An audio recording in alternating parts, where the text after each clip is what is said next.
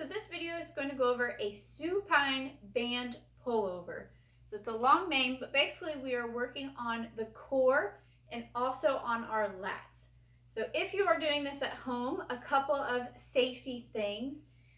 If you're using a band, please make sure you look it over, stretch it out, and look all throughout the band on both sides. If it has any type of tear or rip, I recommend throwing it away and getting a new one.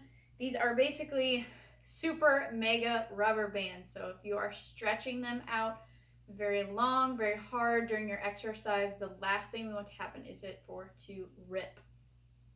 So make sure you're checking those out.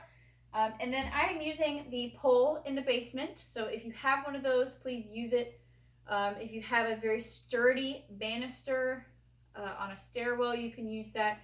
I do not recommend putting this up against a chair or any type of furniture that can move, because the last thing we want also is for you to pull on the band and thus pull the furniture on you. So find something very sturdy and stable. So when I'm going to anchor the band, I want to anchor it about chest height from a kneeling position. And the way that I'm going to do that is just wrap the band around. And there's going to be a nice hole. I'm just going to grab the other part of the band and feed that through. Okay, I'm just going to make it nice and tight. So from here, I'm going to get in my supine position. All that means is I'm going to lay flat on my back and I'm going to have my knees bent. Okay, from here, I want to grab onto the band on each side with my palms facing each other.